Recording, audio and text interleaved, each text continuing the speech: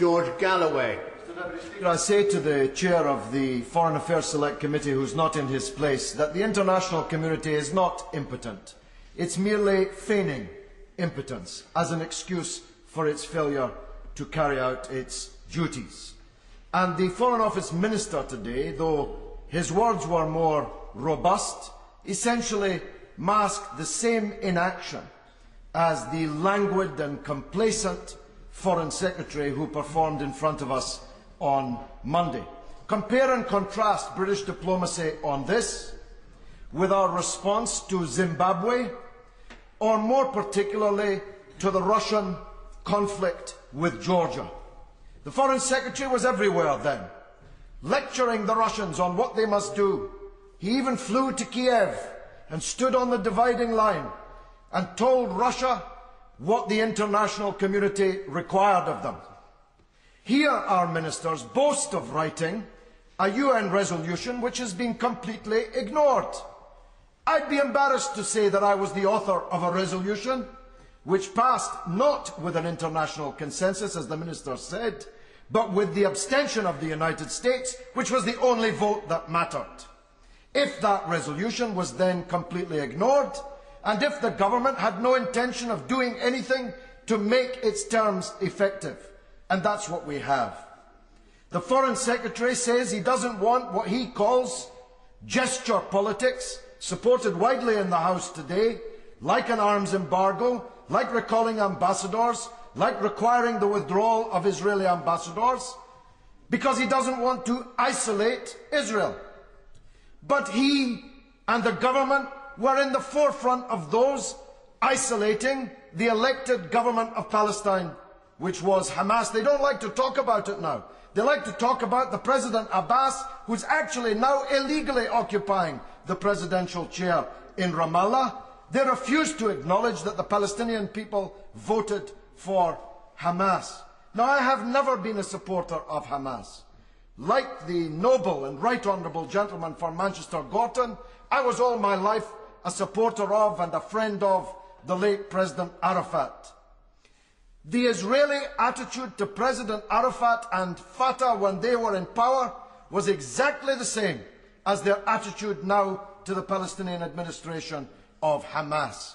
They drowned Arafat's administration in blood by a policy of assassination, settlement, wall building and economic embargo.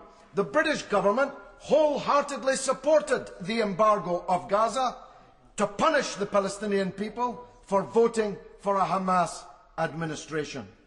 The government's double standards in this affair are so brazen that people are boiling with rage outside in the country, if not absolutely clearly in this building outside.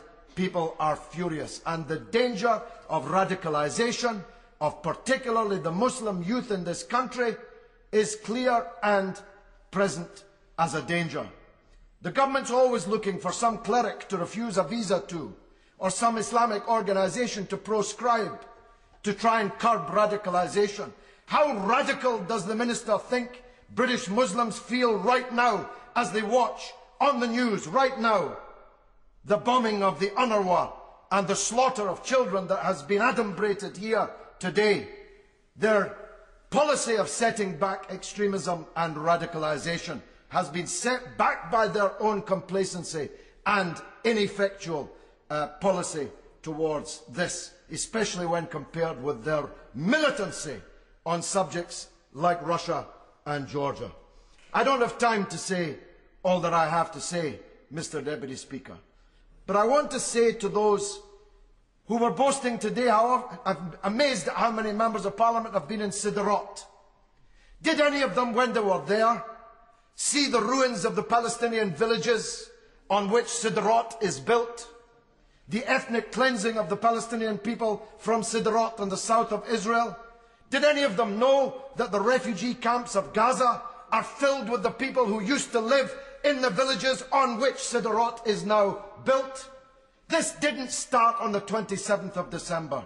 It didn't even start with respect to the honourable lady from Milton Keynes, who made a great speech in 1967 when Sderot and other places were cleared. This started in this building, when Arthur Balfour, on behalf of one people, promised a second people the land which belonged to a third people. We are the authors of this tragedy.